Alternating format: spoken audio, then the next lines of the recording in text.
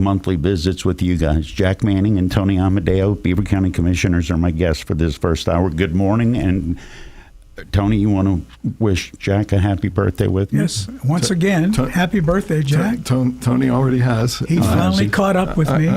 Did he? Yeah. You're a teacher. How did that work?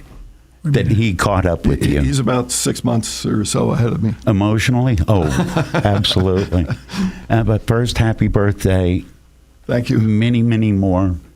I'll go ahead and ask you now, another birthday. There's a lot of focus in politics on how old is too old. Yeah, well, I'm 504 in dog years. In beagle years. I don't feel more than 250. Okay. If that means anything.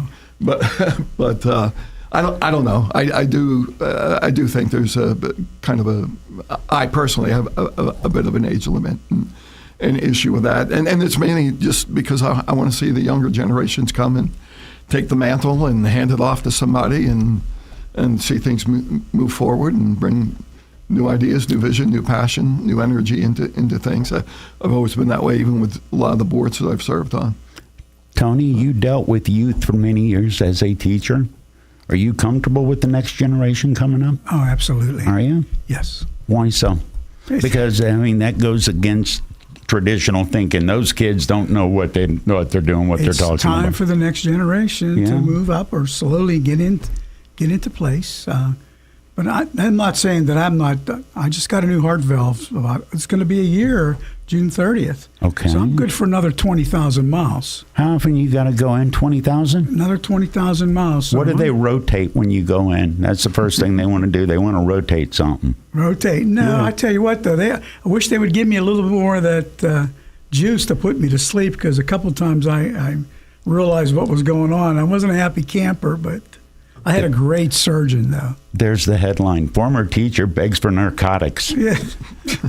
When that happened, when you had your surgery, was there a thought about, maybe I don't need to do this anymore? My body is telling me to calm down. Or were you more determined? No. When I had my stroke. Okay. That was like 3 years ago. Yeah, at least. I had those thoughts, and I contemplated it. But then God gave me some more mileage. So here I am, and I really enjoy what I'm doing. A lot of times it's crazy, but as soon as you're able to help one person make a contact with another person that can help their family, it's well worth it.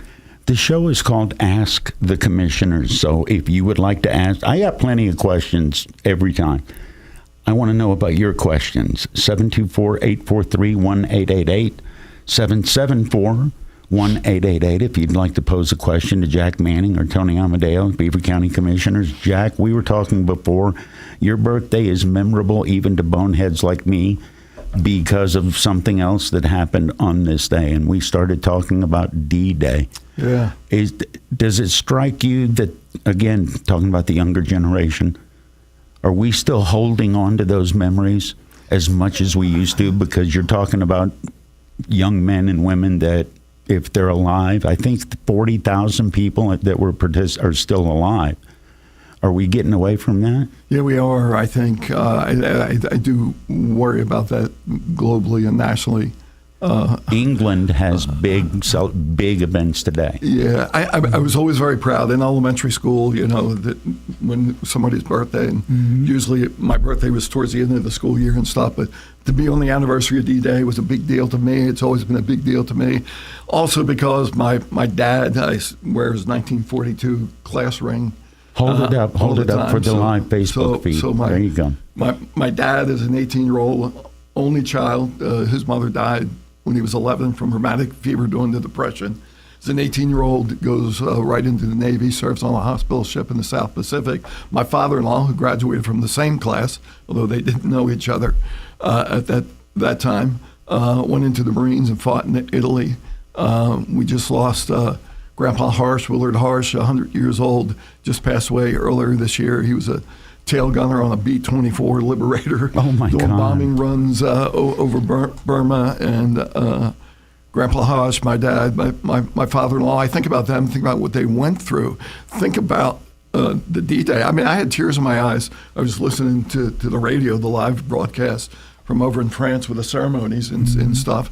just thinking about that and the sacrifices that the U.S. troops, the British troops, the Canadian troops, there were actually some Polish troops that were there, part of the Free Polish army. The Polish resistance. And it's just remarkable. There's never been anything like it in the history of the world. And what we did to liberate Europe and the world from that tyranny. And then I see what's happening in Ukraine, and we have people in Congress that aren't backing democratic nations to, and I know this isn't a county issue, but it gets my passion going when I think about all those sacrifices, all those family members in the history of that. I mean, when we were in elementary school, I mean, everybody's parents did something during the war, and sacrificed so much coming out of the Depression in the World War II. And I'm proud to be part of the baby boom generation that was a result of that. But I do think over time some of that's dissipated because of, for political motives and motives that I don't quite understand, why we aren't defending democracy and trying to prevent another need for what happened 80 years ago today. Tony, is it being taught like it was taught when I was a kid? Is it still part of a curriculum? The history part of it is. Is yes. it? Yes. Okay, what part of it isn't? Well, the civics part, the government part, how government works, that's the parts that we're not teaching our young students. The history is there. It's still there. They need to bring back two things, civics and geography is another one that they need to bring back for the kids today. But I also have a memorable birthday, which is probably not as memorable as Jack's. Okay. But my birthday is September 11th. Oh, that one stands out too. On my 50th birthday, I turned the TV on and start tearing up. So, yeah, it's just... Those are and we were talking about this earlier. These, what we're talking about are, I remember where I was when. Mm-hmm. Like you instantly, almost to the point you can smell what the room smelled like when you were in there. November 22nd, 7th grade, 1963. I can remember. Kennedy? Yep. So you paid attention? Just enough to almost pass the quiz. 724-843-1888, 774-1888. Jack Manning is here and Tony Amadeo is here. What's the one question you get as a commissioner that you look and you can't say it, but you look and you go, oh my God, how did you not know that? Why would you think I would be involved in that? You're talking about a lack of civics education. The biggest complaint we get is fixing my road. Okay. Can you fix my road? Commissioner, can you take care of my road? Do you correct them and say it's may instead of can? I tell them that it's not under our purview, but I can hook you up with the person that you can call and they can make that happen. How many times a week do you get that? It's not every week. Not every week? No. Is it the same people with the same potholes sometimes? No, not really. Mm-hmm. No, it varies. I mean, every time anybody sees us like out in the grocery store, the first, do you ever go out incognito just to avoid dealing with people while you're cruising the shop and say, my telephone, back when we used to have telephone books, my number was always in the book. I shopped where I taught. I shopped where I was a township supervisor, and I shop in Beaver County. It just takes me a little longer to get it done, that's all. Mm-hmm. Do you recognize, this guy made eye contact. He's going to ask me about roads. Yeah. All I want to do is get my chicken pot pies. Yeah. Faces I never forget. Names, as I get older, are starting to elude me. But, no, I can tell. Because they'll look at you and then smile, or they're looking at me and I catch their eye and I smile back. And Jack, does that get tiring? Because what Tony's describing, when you guys go out and live your lives... everyone's looking at you because everybody knows who you are. Is that tiring or inspiring because of the interaction? I'm cognizant of it, but I'm still always surprised when I meet somebody and I go, hey, Jack Manning, we know. And I go, that's right. It's like meeting Elvis. You recognize me before I recognize or, acknowledge you. But I mean, just yesterday, I walked downtown Beaver from the courthouse to meet somebody for lunch. Got stopped 4 times from people. Saw Mike Herrick from the YMCA sitting outside at Mario's, said, "Hey, how you doing?" And what's nice is more often than not, I get a, "Hey, thank you for being there. Thank you for doing what you're doing." 3 people on my way from the courthouse and back made a point to stop me and shake my hand and thank me for the job versus just harping at me about something. So I take that as a positive that collectively we're doing a pretty good job, and that people appreciate the work that we are doing. And I know one of them said, "I guess you only hear that very often." I said, "Well, I hear it enough to keep me going, so don't worry. Nice. So don't worry about it. But thank you. I appreciate your What I hear the most. Yeah. Are you Mr. Amadeo's father? Wait, what? Oh, yeah, your son. What I hear the most. Oh. Are son's you a Mr. teacher. Amadeo's Yeah. father? And I would look at him, smile, and say, "I remember when I used to be Mr. Amadeo." Yeah. But now, I get that are you, more than anything, anywhere I go. well, that's got to make you feel good that Yes, there's a it lineage that's staying ingrained in the community, though. Yeah. It is Ask the Commissioners or Ask Mr. Amadeo's father. Jack Manning is here too, celebrating a birthday. It's Teleforum on Beaver County Radio. Beaver County Radio and the Pennsylvania Hot Rod Company, along with AK Nahas, are teaming up to present Cruising on the Ridge, a series of car cruises that will be held the third Saturday of every month from 12 until 4 p.m. at the Beaver County Radio studios. The second cruise will be on Saturday, June the 15th, at the studio location of 4301 Dutch Ridge Road in Brighton Township. Beaver County Radio's Solid Gold Saturday host J.D. Merkel will be spinning the tunes in the parking lot. There'll be food trucks, prize giveaways, raffles, and a 50-50. Cruising the Ridge is being brought to you in part by Patriot Home Care, Fry Transportation, J. Young Refuse, the William Murphy Funeral Home, the Beaver Valley Auto Mall, AK Nahas Furniture and Appliance Store, the Pennsylvania Hot Rod Company, and Beaver County Radio.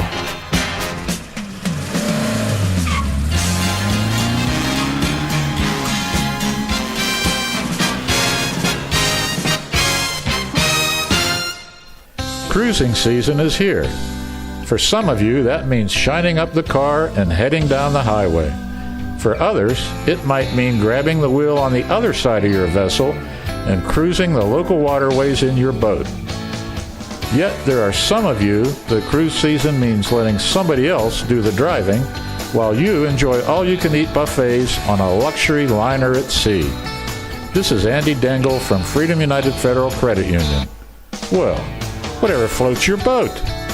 Freedom United Federal Credit Union can get you cruising sooner than you think with easy-term auto, recreational vehicle, and vacation loan programs. Put things on cruise control. Visit Freedom United Federal Credit Union today and let the fun begin tomorrow. Loans are based on credit approval. Visit freedomunitedfcu.com for rates and details. Member NCUA, Equal Housing Lender. Beaver County Boom is happening June the 29th, and Beaver County Radio is the place to listen for all the coverage. Falcone's Moon Township Ford will present a live broadcast on Beaver County Radio from the VIP headquarters at Mario's 410 Grill from 6 until the choreographed fireworks and music get underway at 9:45. Take your radio along to listen or download our free apps on your mobile device, as Beaver County Radio is your exclusive place to hear the soundtrack to the fireworks. The Falcone's Moon Township Ford Beaver County Boom broadcast sponsors include Friendly Federal Credit Union, Tri-County McDonald's, the Hopewell Shopping Center, Electric Garage Door Sales, the Community College of Beaver County Radio, and BeaverCountyRadio.com. The 2024 Beaver County Boom broadcast is being presented by Falcone's Moon Township Ford, where friends send friends. Help kick off the Old Economy Ambridge Bicentennial Weekend celebration at the Merchant Street Parade this weekend, Saturday, June the 8th at 10 a.m. Join in the Sunday car cruise on June the 9th. It's a weekend celebrating 200 years of Ambridge, Pennsylvania history from 1824 to 2024. For more information, visit the Old Economy Ambridge Bicentennial Celebration website. This Old Economy Ambridge Bicentennial message is being brought to you in part by Suman Automotive, Valley Realty, Harkins Mill Wines on Merchant Street, and Una Bella Wellness Studio, and of course, Beaver County Radio. Al's Pizza will be at the Beaver Falls Car Cruise Saturday, June 8th at the corner of 12th Street and 7th Avenue, selling delicious pizza and more from the food truck. Look forward to tasting some delicious traditional round pizza or their Sicilian pizza. Al's Pizza food truck will also be selling their tasty pepperoni rolls. Step out of your comfort zone by giving their tangy pickle pizza a try. It's a flavor you won't forget. On the corner of 12th Street and 7th Avenue, Al's Pizza truck will be selling their unforgettable food at the Beaver Falls Car Cruise. It has got a whole lot of stuff going on. We'll work through that as the morning goes on. Senator Bob Casey is going to be my guest after 10 o'clock. There is a story, and I remember it vaguely. One of the local TV stations was talking about the cracker plant, and it wasn't complimentary. I'm going to ask Jack and Tony about that after news with Curtis Walsh coming up next on Beaver County Radio. Beaver County Radio proudly welcomes Fry Transportation to their family. You're listening to 99.3 FM and 1230 WBVP, live from the all-new Fry Transportation Studios. If you're considering funeral pre-arrangements to relieve your family of making decisions under stressful conditions, consider Beaver Cemetery and Mausoleum. The cemetery was founded in 1865 by community leaders to provide a beautiful area for proper burials. It's now one of the oldest ongoing institutions in Beaver County. Here are 5 reasons to choose Beaver Cemetery and Mausoleum. It's a nonprofit with a perpetual care fund to ensure future upkeep and maintenance. Beaver Cemetery offers attractively priced burial spaces and mausoleum crypts. At Beaver Cemetery, private mausoleums and memorials are permitted. It's a beautiful and peaceful historical landmark setting with a heated and air-conditioned chapel in the mausoleum. And finally, Beaver Cemetery and Mausoleum is centrally located to serve all of Beaver County. Why not contact Beaver Cemetery today? Their courteous staff will help you with your decisions concerning burial alternatives and selections available. Beaver Cemetery and Mausoleum, Buffalo Street, Beaver. Call 724-774-8039 or go online beavercemetery.net. Rev up your engines. It's time to celebrate summer in a GNU way. GNU's Bodyworks has everything it takes to make you the star of the show at this year's car cruises. It's time to restore that old ride to its former glory. Call on Gary Snare and his team at GNU's Bodyworks with over 20 years of experience. Gary cares about your car almost as much as you do. He can get your motorcycle ready for the road too. GNU's, specializing in class restoration, happy days are here again. Call GNU's Bodyworks on 8th Street in Freedom. Beaver County Radio's news source, 95.7 and 99.3 FM, along with 1230 WBVP, 1460 WMVA, and streaming at beavercountyradio.com. Here's Curtis Walsh. Good morning on this Thursday, June the 6th of 2024. We can expect partly sunny skies today with a high near 80 degrees. We'll have a complete Beaver County radio weather forecast after this look at news. Darlington Township Fire Department report that they responded to a fire at a wood chip silo at Danzer Veneer in Darlington Township this morning.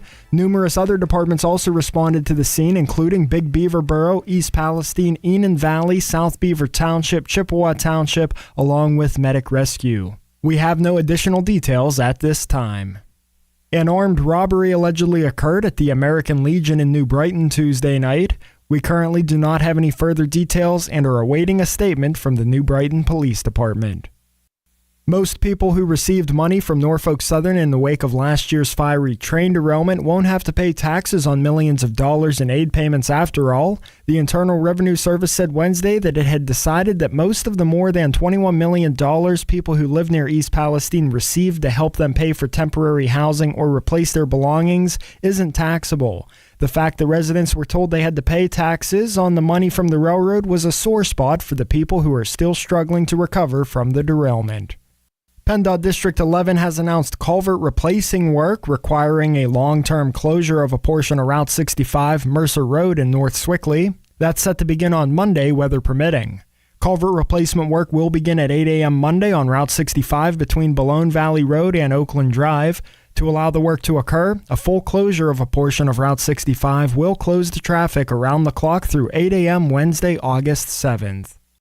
A recent study on pre-K education in Pennsylvania reveals that much work remains to improve investments in pre-K education in the state. In Pennsylvania, about 54% of eligible 3- and 4-year-olds, or about 78,000 kids, do not have access to pre-K.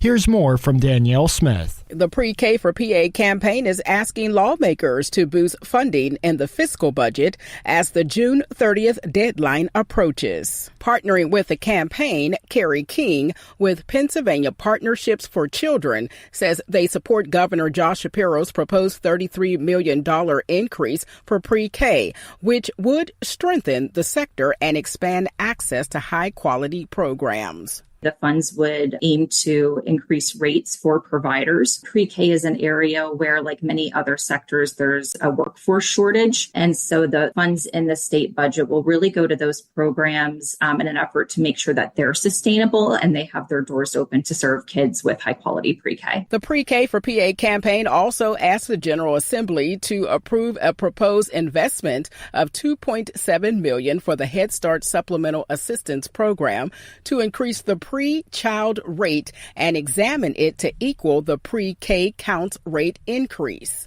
Governor Josh Shapiro signed Senate Bill 37, known as Paul Miller's Law, into law, prohibiting the use of handheld devices while driving. The bipartisan legislation makes Pennsylvania the 29th state in the nation to ban distracted driving. Paul Miller's Law allows law enforcement to issue a ticket when a driver uses a cell phone while driving. Drivers can still use their phones to alert emergency responders and to make phone calls, use a GPS, and listen to music if they are using hands-free technology. Paul Miller Jr. was tragically killed in a motor vehicle accident with a tractor trailer in 2010 in Monroe County as the result of a distracted driver who reached for their phone while driving. Here's the Beaver County forecast. A wet morning, but mild temperature-wise at 68 degrees. The rain should taper off by mid-morning, followed by increasing clouds. We could have some scattered showers and thunderstorms in the afternoon. We'll reach a high near 80. Tonight, mostly cloudy, will drop down to a low of 57. Cloudy on Friday with scattered showers and thunderstorms in the afternoon. A bit cooler with temperatures near 70. Mostly sunny on Saturday. We do have a slight chance of an afternoon shower. We'll reach a high near 76, and partly sunny on Sunday with scattered showers in the afternoon. A high near 73 is expected. I'm Lisa Marie with your Beaver County weather. That's a look at the news for now. I'm Curtis Walsh on 99.3 FM and AM 1230 WBVP, also streaming live around the world at beavercountyradio.com. Talk about what's happening in Beaver County or around the world on Teleforum. 724-843-1888. 724-774-1888. It's Teleforum with Eddie Crow. This works out perfectly because I was thinking about something the other day, and the people that would know the answers are sitting here with me. Jack Manning and Tony Amadeo, the commissioners. I'm asking the commissioners, you can too. 724-843-1888, 774-1888 if you've got questions for either one of them. I got a question. I saw something on TV, and it didn't seem to paint the cracker plant in a positive light, but it was an investigative reporter, if memory serves. Jack, you want to address that? Do you remember what I'm talking about? Because I don't remember who it was. Was it Sheehan? Yeah, and I mean, he was just reporting what people were saying to him, but there were some comments made that their disappointment in further development and employment, and some of it was cast against local officials being blamed because there weren't more jobs being brought in and the like. And the whole tone of the article just doesn't sit well with me. I think it's very short-sighted and naive to say that the Shell cracker plant, by the way, I'm not a spokesman for Shell. I'm not going to defend Shell for some of the things they've done. They know when they've screwed up, and they've paid for that. They're operating well now. But it's short-sighted and naive. These are long-term plays. The state investment with its tax credits is a long-term play. They've only been up making product for 18 months. I remember Lou Velati telling us about in Washington County when the guy that developed the farm there that now is South Point, how it was called that guy's folly for 10 years until all of a sudden, boom, things happened. we're a year and a half into their operation. This stuff's going to happen, but there's a lot of obstacles still in the way. I mean, think about the pandemic, That the was inflation, 2 years of shutting the down. supply chain, the labor shortage. Where are all the new jobs and businesses going to come from? We're getting our butts kicked by Ohio, who is developing pad-ready sites, putting millions more dollars in per year than we are in Pennsylvania. And people are criticizing there aren't more jobs in Beaver County as a result of this. What they fail to realize are the jobs that have been retained and haven't been lost. That haven't as a result gone of away. Do you really think the Beaver Valley Mall would still be here if Shell hadn't committed to coming? I don't. No. There's no way that's still here, right? It'd go the way of all the other malls across pretty much southwestern PA, other than Cranberry Ross Park area. But even some of those businesses are going out. So it's just very naive and very short-sighted. Shell has delivered on everything they were going to do. They never promised any more than building a world-class, state-of-the-art plant that was going to hire 600 people and probably have 3 times of that supplying, maintenancing, and doing that, which they do. Any given day you go on that site, there's going to be over 1,000 people with all the vendors and all the things they're doing. Our downtowns are revitalized. I mean, we were talking about Ambridge earlier, Beaver Falls, Monaca, Beaver. I mean, you look what's happening there. There's new hope, renewed tipping point of small business retail as a result of them coming here. So people need to take a realistic view. Where in southwestern PA are hundreds of jobs pouring into the counties? Give me a spot. Allegheny County's bleeding people and jobs like crazy. Oh, yeah. There are office buildings that are half empty all through downtown Pittsburgh, and people are complaining about Shell not delivering. It's just, to me, it's misguided, it's short-sighted, and it's naive to not look at what's happening globally with the economy. We're actually holding our own in Beaver County compared to everybody else around. Outside of Cranberry, which is kind of an anomaly, right? That's kind of unique. Location. Think about Greene County, Washington County, Lawrence County, Mercer County, Allegheny County. We're doing pretty well. There are other counties bobbing under the water. We're at least treading water right now. Well, they have larger population losses than we have, and they don't have the employment. We're at full employment right now. We're at like 3.3, 3.5%. That's full employment. Okay. Anybody that doesn't have a job right now isn't fit for duty, and I don't mean that disparagingly, but they aren't physically or mentally capable of filling the jobs that are out there, or educationally to do that. They're not qualified for what's there. What is there? Are there jobs all across the board? I talked just yesterday, walking downtown to have lunch in Beaver. There are restaurants that would love to expand their hours, but they can't find enough dishwashers, employees, servers, delivery drivers. There just aren't enough people to fill some jobs that could expand the hours of operations of pretty much every retail business in Beaver County. Yeah, I was there from the beginning in 2012. And I don't know what they expected from Shell, but Shell's pretty much delivered everything they said they were going to do. The investment came out so much more than they anticipated. I think the original figure was like $3 billion. And what do they have, $14 billion? $14 billion investment there now. And the aesthetics part of it. And I lived here my whole life, 72 and a half years. And as soon as things came to memory when I was maybe 4 or 5, I remember going down Chemical Alley. I remember that. The whole left side of the hillside was dead for 60 years. It's beautiful there now. The other thing is, so the alternative is we don't get it in Beaver County, and it goes right across the border in Ohio, and Ohio gets $14 billion worth of investment. We get nothing to pull us through the pandemic. I mean, it's just ludicrous to still complain about the fact that it's there and it's not delivering expectations. Most of those expectations, I think, were overblown from the beginning. They didn't come from Shell. They came from the state and other people saying, hello, there might be 3 cracker plants in this area. There might be. Having worked in the industry, I never thought there'd be 3 cracker plants up here. Shell got all the advantages by coming in first, backing their plant up to the feedstock, the natural gas, and then being able to deliver 70% of their product. That's why they built a bigger plant. They're smart. They got the advantages somebody else coming in now. Plus, you look at the global demand for plastic and stuff. I don't think the demand's going to be there because of the capacity of the existing facilities in North America that can make the same products. With the technology, that's why there's only years ago that would be probably a 2,500 person site. Mm-hmm. It's now 600 because of the technology and the throughput and the advancements that they have. Why? How is Ohio kicking our butt? It's no secret. Even Governor Shapiro says that. He's tired of losing out to Ohio. Freaking Ohio, I think he said. They've done better with their corporate tax rates. They've done better with their financing of pad-ready sites. They got the big chip factory outside of Columbus because they were ready for it, and they beat us out. And Pennsylvania really wanted this cracker plant here. Yeah.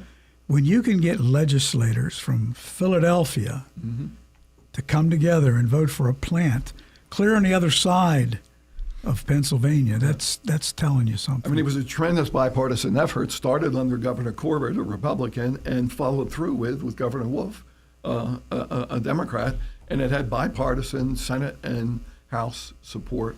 Those tax credits came as a result of that political process in Harrisburg, not anything we did at the county level. And then, again, Tony was here at the time, and I was at the chamber at the time. But we did Alerta. We did Alerta for them. Yeah, the local tax advantage for the schools and the different school, the municipality, and the county. Yeah, but again, I'm sitting there as a chamber. Somebody's going to invest billions of dollars into our county. Hell yeah. Yeah. You know. Did either of you see the story? And it came out a few days ago. County Commissioners Jack Manning and Tony Amadeo are my guest. Is asked the commissioners. Apparently, we're in the land of honey in Pennsylvania when it comes to lithium. Is that right? That just came out. A Pitt study said we could, in the Commonwealth of Pennsylvania, provide 40% of the lithium that's needed in this country. Well, I'll tell you, the battery making business is going to be huge for everything that we do. I still get concerned about where our energy is going to come from. I mentioned yesterday some folks. I was up at the solar field up in Green Township, Georgetown area there, 217 acres, 98,000 solar panels generating about a fifth of the same energy megawatts as the former Bruce Mansfield coal-fired plant that it looks over, just one field. Down the river, that's one field.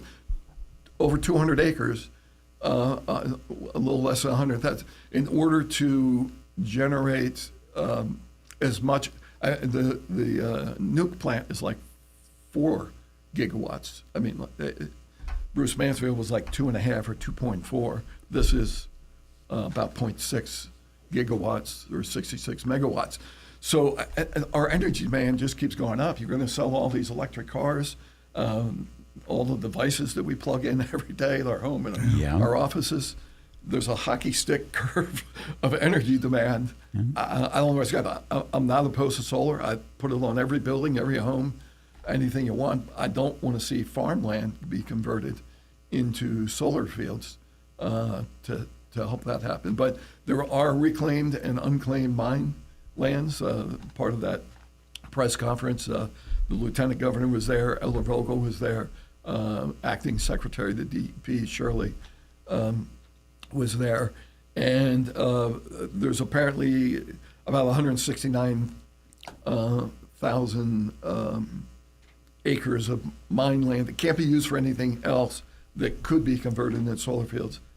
That's fine, but now you're talking about 1,000 acres at a time to produce anything substantial to do the number of homes. But solar should only be one part. It shouldn't be the main part. What else should it be? Nuclear.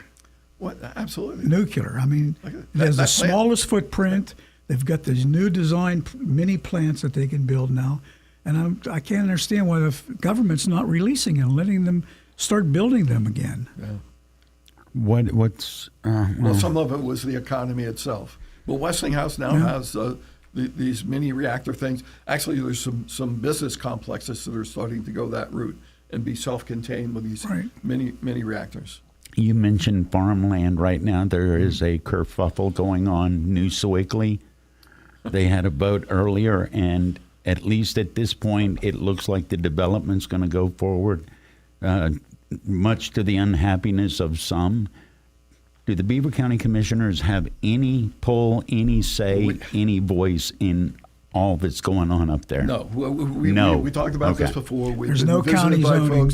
We have no approval in that process other than something usually comes into the Planning Commission who says, yes, it meets all these regulatory guidelines, but it's a municipal request. It's a municipal decision. We've said all along, whatever the municipality wants. I personally think it's probably a good idea. If I'm in the Freedom School District and I've got kids in the Freedom School and you're going to bring several new homes and taxpayers into Freedom to help sustain that high school, I think that's a pretty good deal. But again, that was up to the people of New Sewickley, and they've made a decision. Their elected officials made a decision, and I support their decision. End of story from a county perspective, right then. And I'm sure you've heard the entanglement of some of the water lines that went out there. Water lines, there are concerns about water lines and sewer lines and who's going to pay and how often do they have to pay. And Well, independent to that, they'd also applied to us for some ARPA funds for this water line to go through. Again, it met the criteria from the Treasury. The municipality made the request, or the authority. But those weren't our regs. Those were federal Those were regs. the rules you had to follow in accepting the money. And they met the guidelines. So how much? I think we gave them $1.25 million, I believe. Close. Close. Now we gave them for that water line, something in that. You'll know this better than me. How much does $1.25 million get me if I'm laying water line? Well, I don't know, because the developer or the other were kind of matching that. Okay. And it was going to be a couple of $1 million plus to put the water line in where it's going to go.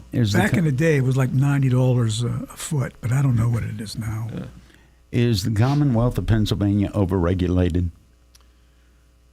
I know I just threw you under the bus with that, but everything I hear about Ohio and this and bureaus and paperwork, are we more regulated than our neighbors? I don't know that we're more regulated, but I do know, and again, Governor Shapiro, and I appreciate the effort that he's done. He said he wants the permitting processes to move at the speed of business. They still aren't.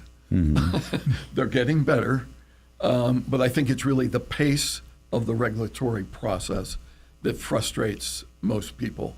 All the permitting, especially when it comes to DEP. I think he said there are 24 or 2,500 permits that the state, everything from teaching certificates to DEP approval to go ahead and dig that ground to put that line up, and some of them have sped up. I know in the teaching process, the credentialing has putting lines in. Better. If you have to cross a creek, you got big issues. Yeah. And that'll delay it even longer. Yeah. Heaven forbid if you put a piece of equipment in the middle of a waterway, like a creek, to dig a line through it. And you're going to have to put the line. It's at least going to have to cross it.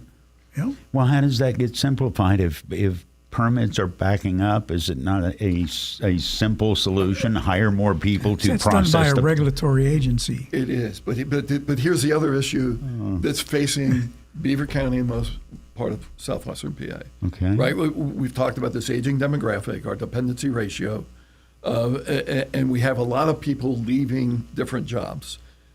State government's no different. They're being replaced by some folks right out of college. They have multiple openings in some of these agencies that they haven't been able to backfill, but they're backfilling them with people that are fresh out of school with no experience. First gig. And it's taking, versus somebody, who's been doing this 20, 30, 40 years, they could kind of move things along more expediently. Are they doing that because the higher paid, longer tenured employee is getting run off to save money, or are we hitting retirement age for the people? They're aging out. They're simply aging out. Yeah, I don't know if you remember back in 2019, the Allegheny Conference did a thing called the inflection point. And it talked about the 10-county Pittsburgh metropolitan area. With the age of that group, we were going to be 80,000 people short collectively just to replace the jobs that were going to be open from people retiring over the next 5 years, right? So, and that you factor job growth in there, we're going to be short. Well, that's coming to fruition now. 5 years later, we're seeing there aren't enough people to backfill some of these jobs. So technology is improving things a little bit, but you can't do that when we need somebody to go out in the field and look at what somebody's doing. And shoot a line and send the data back. Yeah. So Jack Manning. Nothing better than experience. Absolutely. Jack Manning and Tony Amadeo, my guest. As the commissioners, I've got about 2 minutes left. Is there anything that I should have asked either of you that I didn't bring up? Because I feel like you covered a lot of ground and that was great. But what should I have asked you? Favorite birthday present when you were a kid, or maybe you were an adult. Maybe you went through a Corvette phase. Jack Manning's birthday is today. Favorite. Believe it or not, it was, and keep in mind I was living in New Jersey at the time, it was a Dick Allen Little League Baseball night. Okay. Yeah. All right. Richie Allen was my favorite player as a kid. To me, Richie Allen's wearing the white socks with the the red pinstripe and the red lid. I remember when he came up as a rookie in 1963. I was 11 years old, and I got a glove and a Mine was bat. a J.C. Penney bicycle, which I didn't think my family could afford at the time. That was freedom as a kid. Yeah. Yes. What color? Red. Of course. Absolutely. Second best gift is the box of candy that Frank Sparks. Yeah, hold that. Get that logo up there. That makes people happy. Thank you. It's Ask the Commissioners. Gentlemen, thank you. Jack, happy birthday. Always a pleasure. Thank you. Thank you. Beaver County Radio and the Pennsylvania